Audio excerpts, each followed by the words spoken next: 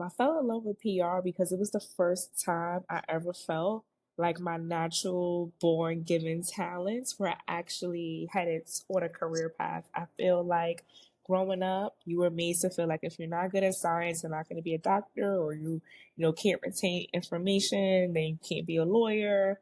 But for the first time, I felt like knowing popular culture, knowing how to navigate a social media platform were actually God given talents that I should get paid for. Welcome back to another episode of the PR Style Guide with co-host Danielle Williams and Robin Newton, talking to women making strides in the PR, marketing, and communications industries and doing it with style. Now let's get into it.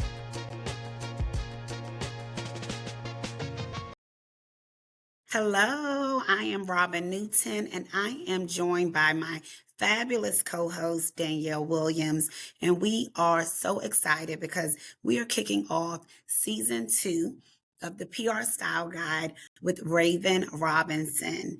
Raven is the perfect guest to kick off season 2 because it is election year, y'all. We are in the middle. We are knee deep, right on the cusp of campaign 2024, election 2024.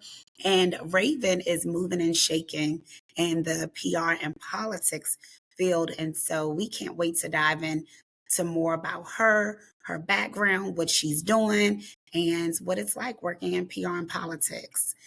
I'm going to kick it over to Danielle to give us more about her background and bio.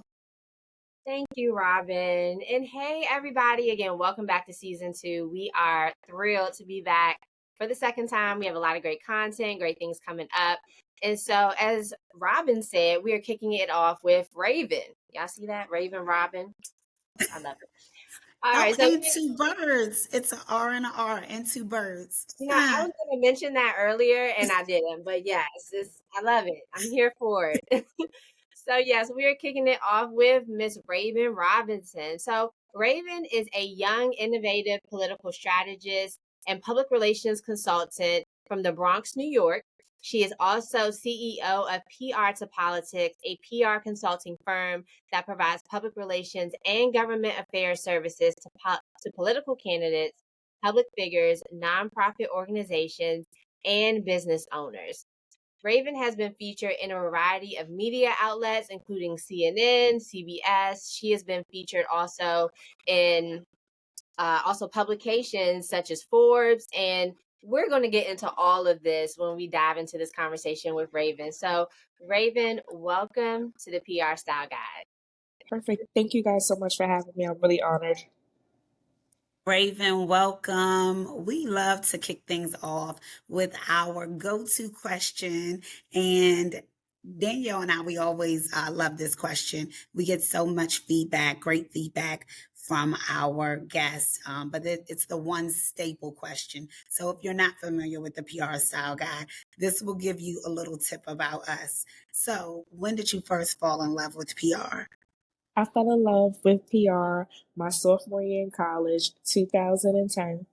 I fell in love with PR because it was the first time I ever felt like my natural born given talents were actually headed on a career path. I feel like growing up, you were made to feel like if you're not good at science, you're not going to be a doctor, or you can't retain information, then you can't be a lawyer.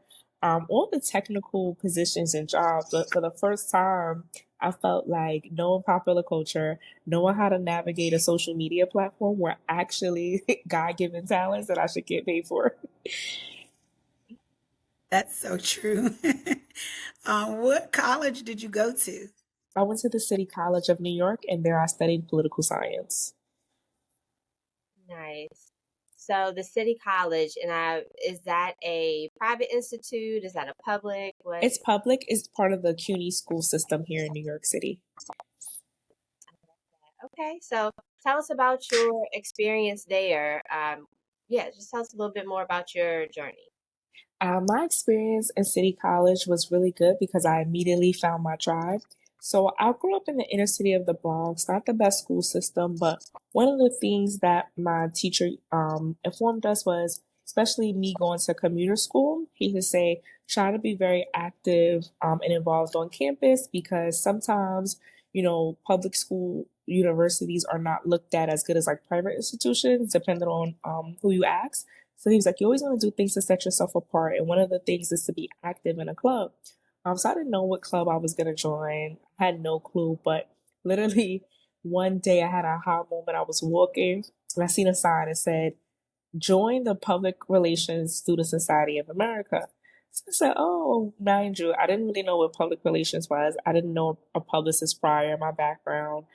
And I'm like, okay, you know what? Let me join that. I'm going to just pay the dues. I'm not going to even attend meetings. This is going to be something on my resume because my teacher did say you have to have, something on your resume. So as soon as I signed up, I quickly changed my thought of just, being a paid member and keeping it moving because the young women that were part of my club, they were so ambitious and they were so career driven. And usually part of the college setup, you do have a advisor, but that's just the person that helps collect the dues. The student is really a student led group. And just seeing how ambitious they were and how motivated they were to make sure that they not only finished college with a strong PR job, but just really build skill sets. We would attend conferences together. We would attend workshops. We would host our own workshops. We would go to networking events together. One of the coolest things about my PR club is we acted as though we were a public relations firm for the college. So what will happen was we didn't charge anyone though. What happened is, let's say you were part of like the book club or fashion club or the Mamba Salsa club. You would come to us during your club hours. We would create your flyer. We would have a street team, put them around on campus. Let's say you were trying to host an event. We would literally ask you, we're thinking 20 people, we thinking 100 people. 20 people may be us running a classroom, 100 people may be us making sure that the gym is available and there's no practice at that time. Do you want to have light bites or no? Like we really would So just fun. go through the ranks, and that was so exciting and so fun.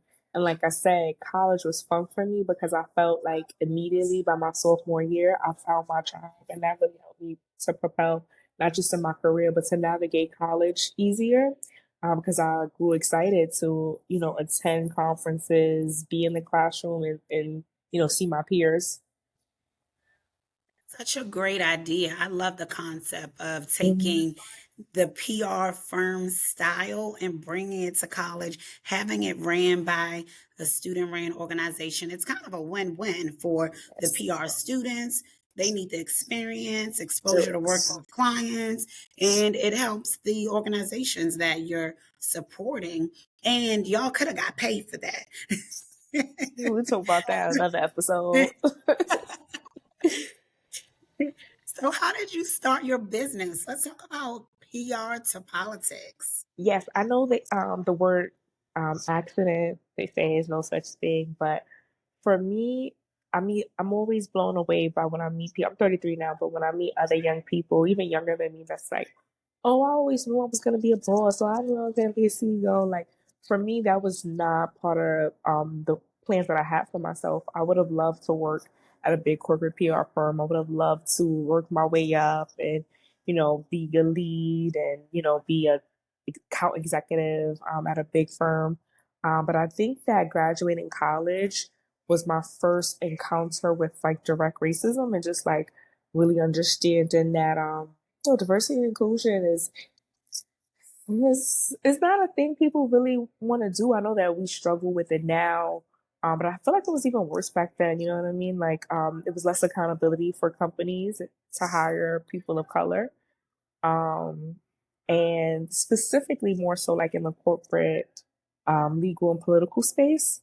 And so what was happening was during college, I was super ambitious. Like I went from being a member to I actually graduated as the president of my PR club, and which was a big deal because I wasn't in the public relations major. So for every time I took a PR class, I would literally have to get an advisor to like override it and all the things. So I was really proud of myself to have that background academically of really understanding government, but then also being able to lead of and gain the respect of other PR students who knew that I wasn't in their major and still felt that I was a good leader.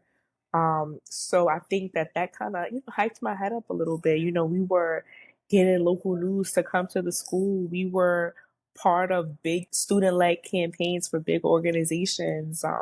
We were going to the national conferences and networking.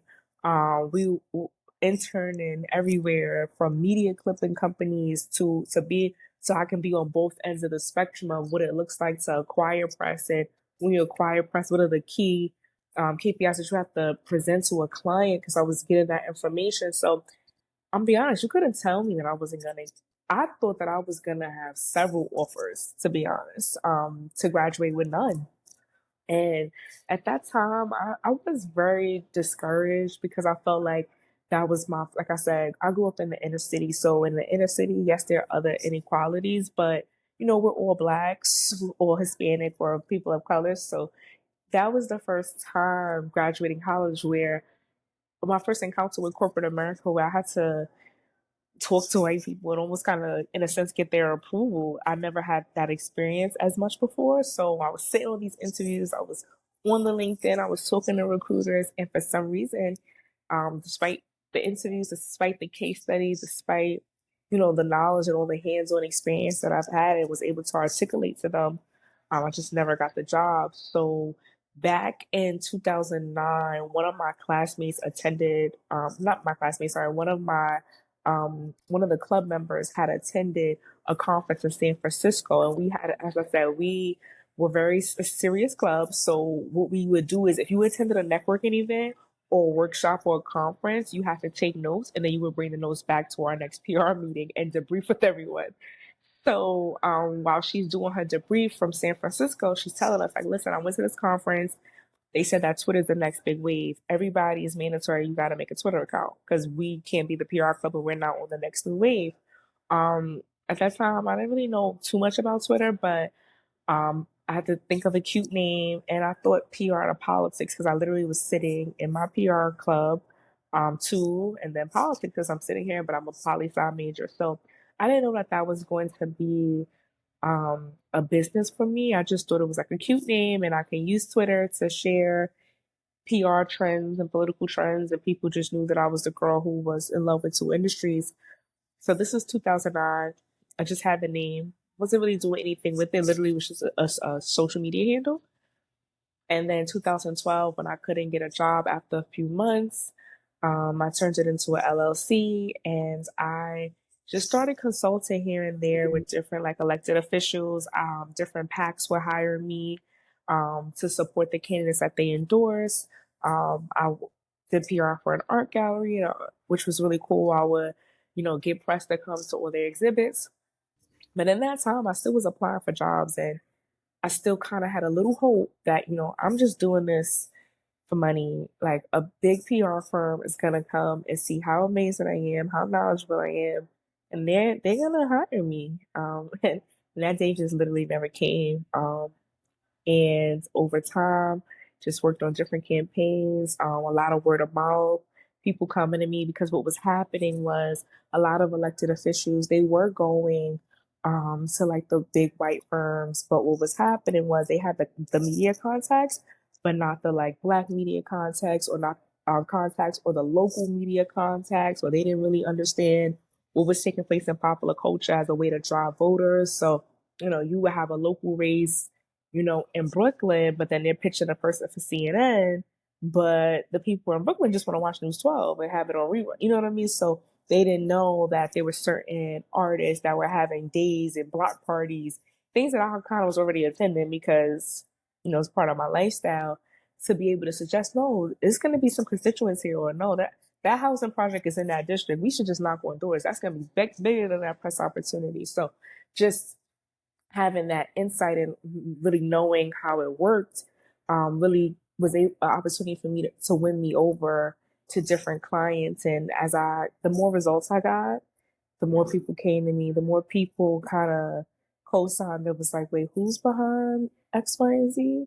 And even in that moment, I don't know if it was imposter syndrome, but even as I was acquiring all these clients and getting on these placements, I still was like, no, like, I'm telling you, one of these big firms is gonna come to me and then just hire me, and I'm gonna be like the You didn't VP need, of their situation. And I Yeah. now you know didn't in need me. 2024, I never needed them. And Mm. a lot of them are actually my competitors. Like I've had calls with clients where someone that they're partnering with is represented by one of those firms, but then I have to be the lead because it's like they don't know what's going on, and they're like, "Oh my god, I want to copy that," you know. So it's actually very humbling and very interesting. But you know, at that time, just being young, and I think that there's a lot of questions around like what success means, especially growing up in the inner city. So for me, I thought at that time that getting that big, you know, even if it wasn't big, just getting that corporate approval or that corporate paycheck was what I needed. And like you said, I actually really did it. And it took me into my like higher 20s to really settle into that and really understand that girl, boo, like it's really day loss, you know what I mean? So that was how PR Policies really came about. It was a Twitter name, social media handle. I did consultant work for it, and people just never stopped referring me. This clients just never left, and Speaking the of job just never clients, came. speaking of clients, tell us about some of the clients that you are working with now or have worked with in the past. Sure. So I'm placed with a few elected officials right now. I'm currently still working with State Senator Kevin Parker. He is the majority whip in the New York State Senate in New York, and he's also the chairman for the Energy and Telecom Committee.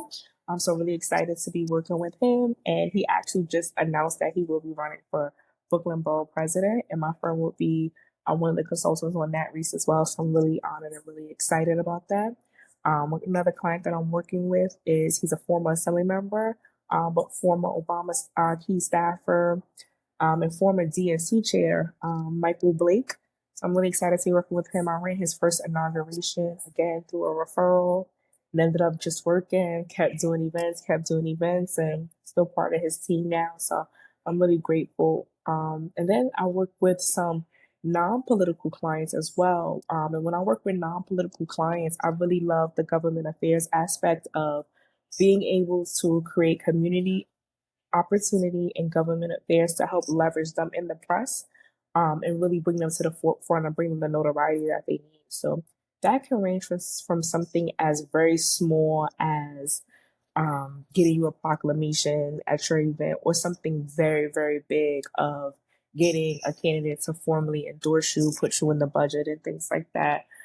So I'm really proud of the work I'm doing there. One of my newer clients that I just signed April of 2024 was the Muslim Community Network. It was very important to me, not just because what's going on in the world, but additionally because in previous years, they've hired more Middle Eastern, middle aged men. They currently have their first West African and youngest executive director. And I've been able to do a lot of great work with him, from Washington Post to, you know, citations for all the interns. So just really that widespread, and that's been really humbling. So representing a few businesses, organizations, and elected officials is a mixture, but I'm just really proud of the work that we're able to do, because I definitely want to show people that, especially nowadays with content creation and influencers, you know, being such a thing, I definitely want to keep it old school and let them know that, you know, the real content is in community work, is in these newspapers still, like the Washington Post, like The Hill, shows like See It In, and just really showing people of color, young people of color, that they can be on that scale. And I'm just happy to get them there. Hmm.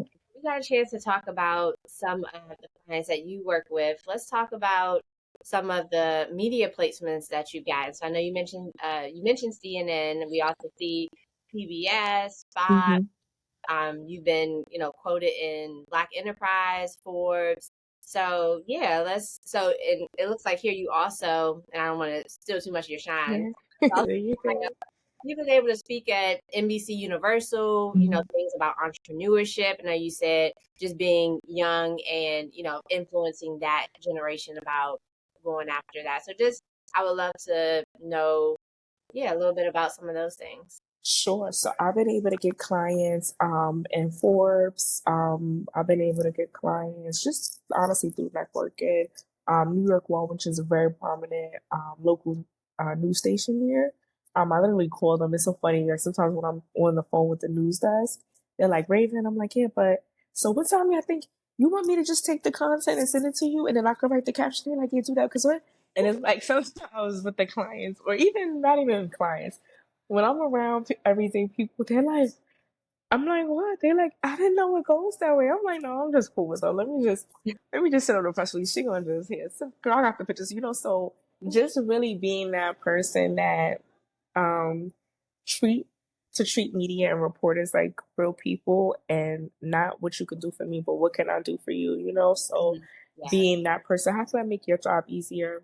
So yes, like Black Enterprise, CNN, Fox, Pix 11, CNN, things in different states, Washington Post, uh, just all over. And then even me myself, I have been quoted in Black Enterprise and in Forbes. And what's so interesting about that, City and State actually is a popular political publication. When I was 24, which was 2015, they had me as a top 40 under 40 in New York State government.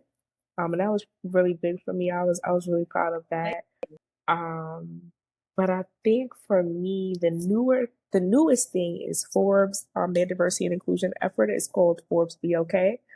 They have me as one of their national advisors alongside like Grant Hill, Isaiah Thompson. There's about 15 of us. And that's been really humbling. And that's not something that I even necessarily went after. I feel like I've always kind of been in the Forbes network unconsciously. There's a co-working space called it. I don't believe it's around anymore, but in New York called In Good Company. And one of the owners was actually a contributor. So one day she reached out to the network and said, "Hey, like I'm working on a piece, about eight, you know, websites that are really good for entrepreneurs. Do you have any suggestions?" And then from there, she included my quote, and I was able to get in. A few years later, I actually attended one of the Forbes 30 to 30 conferences. It was in Boston at that time. And I met one of the actual writers because, a lot of media publications, they'll have contributors who don't work directly for the media platform. Mhm. And then they'll have writers who are actually employed by it. So I met one of the employees. We just was having a natural conversation. She had her own brand where she would do meetups. And from there, she highlighted one of my clients at the time, Felicia Butterfield Jones, who was the vice president of partnerships at Google. But that was a first for Felicia, even though she's already had a lot of prominent press on her own just because of who she was. But it was the first time for her getting a Forbes, and it was the first time for me getting a client in a non-contributor role at Forbes. So I was really excited. And just over time, just kind of kept going. And then my most recent was there was a writer who was the sports writer at NBC, the center that I did PR for. He um, tried to pass for college athletes to get paid before it became national. And the sports writer from NBC reached out to me. One thing about me when I do PR for people, I like to do the full spectrum, right? So manage their social media, do all the things, even if it's not on a day to day. So every time a reporter reaches out to the client or myself on behalf of the client, I'll follow them on social media. So in the midst of me following, the reporter, he ended up going to Forbes to be their sports writer. So I'm just liking his stuff, making sure that I'm engaged. And then he invites the senator to a Forbes event. I give the team all the speakers' proclamations. I allow the senator to go speak. And then one of the other staffers was like, "Oh, we should go to lunch." And I'm thinking they just kind of want to get insight on who my clients are, to kind of pitch more. And they were like, "We want to know if you want to be on the advisory council." And I was like, "Oh no, I don't do stuff like that." And then they were like, because one thing about me that I think is really important, especially as people of color, like I never want to be associated with something or get in a role where I have a title but not the power. So for me, I'm like, I don't even know what that necessarily looks like to Forbes. And they were like, no, like we're building out this new engagement where we're going to, have more events, have more editorials that can both educate and highlight Black entrepreneurs. And I was like, oh, okay, well, if that's what it's about, I'm all for that. And that's kind of how that came about. Congratulations. That's Thank awesome. you. Let's Yeah. switch gears a little bit because, we are the PR style guides. So we like Hmm. to talk fashion. Yes. Danielle is a Lord. fashion girly. She be out here doing her thing, and I Love try it. my best. Yes. And Yes. so, Raven, what is one staple fashion item that's a go to for you? I think a good bag. I think like I like Louis Vuitton bags because I feel like they always age well. And they're like timeless, and I feel like it doesn't give too much fresh girl, but not too much. Like it's like very middle. Because you don't want to always try. I don't want to come off as over pompous, but then I don't want to come off as people are shallow. You gotta show up. Like if you the PR girl, you charging 10, 15. You need to look like you what you charging, and that's just the reality of what it is. But then you don't want to look too unapproachable either. So I always think like a good, and then I think that the brown goes with everything. So I think a good Louis Vuitton bag. Okay. So you're a bad Yeah. Hmm. girl. Yes. Okay. That's all day. All right. Hmm. For it. Okay. And what do Any you think oh, sorry, Danielle. I cut you off. Hmm. No, you go, boo. no, I think we probably about to ask the same question. We be on the same page. Go ahead, Robin. We really do. We've been doing this a long time. We before even PR Style Guy, we've been working together. So we Hmm. probably do ask the same questions back to back. But I was going to ask, what does your style mean for you professionally? Like, do you mentioned that you go into it making sure that you're looking the part because you Hmm. charging, right? But Hmm. is there something that it represents for you beyond individual piece? Is it like, I try to do Yes. this or I try to do that I or I try to always try present to in this way when I walk in the room? just a clean, polished look. For people who knew me, since a kid, I always have like a wash and set. I don't perm my hair though, because I like the like keep it thick. So that's been that's like always been my staple, just like clean polish. And now I'm actually exploring more. Like I've done like blonde wigs and things like that, but I think that's still tasteful, clean. I'm a little busty, so I try to always be mindful, not too much cleavage. And yeah, just a clean cut look. Okay. So I Nice. do have it. So since you are politics, are you like a suit girl, like a slacks? Is that kind of like you are normally suited? No, I actually will always keep a blazer, but I like jeans and I like to be comfortable. Yes, I love the Okay. blazer. So you're a jeans and blazers type of girl. Mm-hmm. Correct. Type of lady. Okay. Mm-hmm. Mm-hmm. Love it. Okay. So Raven, what would you say is some of the best advice that you have ever been given? The best advice I've ever been given is even when you're scared, go for it. Mm. Yeah. Now that is so you. Mm-hmm. That Yeah. that's you. You gotta Yeah. go. Keep Even going. when you Like it's scared okay to go. be scared. Like it's okay to have that emotion, but you can't let it stop. You gotta keep. And it's okay to go with. I remember my first big project. It was an inauguration, and I'm like, I don't even know if I can always spell this word properly. Like what? But I did it, and that really helped propel my career. Probably one of the biggest projects, and I couldn't allow the fear of, oh, you never did it before. When I knew that I had, even though I didn't formally do an inauguration before, I've done a bunch of events. I knew what went into it. I knew what needed to happen. I knew what a clean run of show was. I pretended enough to know what works, what doesn't work, how to do speakers, how long to give them, light. Like I just knew all the things, even though I never formally did it in that role of that name of the event. But I just did it, and it actually was really good. So Now, you're I an love that. author. Yes. Yes, I am. So I don't want to keep using the word accident, but what happened was, so growing up in the inner city, I have a lot of friends who were incarcerated and have different levels of on the spectrum of like education, and they would always ask me like PR advice, and they always had like really good ideas, and I'm like, I didn't want to be like, oh, this is how you connect with your constituents, and like trying to be all bougie girl. So I'm like, no, like you got to do this. Is how you. So I said, you know what, let me create a workbook where I can explain to people how to do their own PR and things to look for and how that identifies and just kind of give it a name of something that you've always been doing. like an elevator pitch, things like that. And I'm really proud of it because it's a workbook and, I've tested it on different professionals.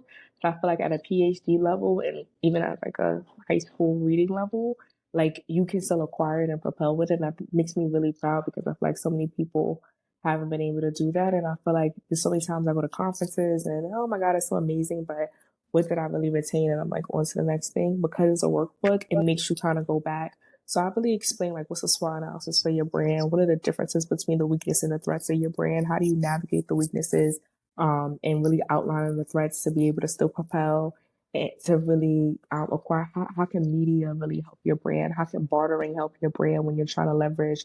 So yes, so the name of my book is available on Amazon and Barnes and Nobles. I did self-publish, but it's called Your Campaign: A Business Owner's Guide to Understanding Public Relations. Okay. Hmm. Congratulations. Thank you.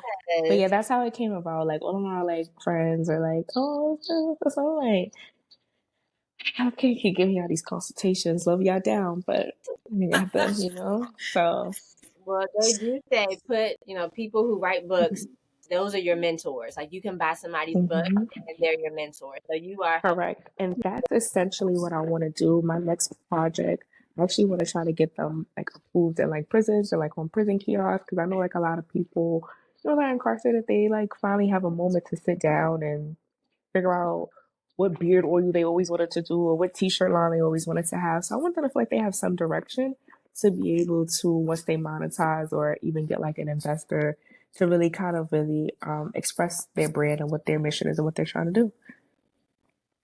Well, Raven, I know that you are again really big on the next generation, and we've had Gen Zers on here. Mhm. We've had all ages of PR professionals. So, if you had to give, I know you told us what the best advice is that you have been Mhm. given, but if you had to give advice to any people coming up through PR or in this space, what would that advice be?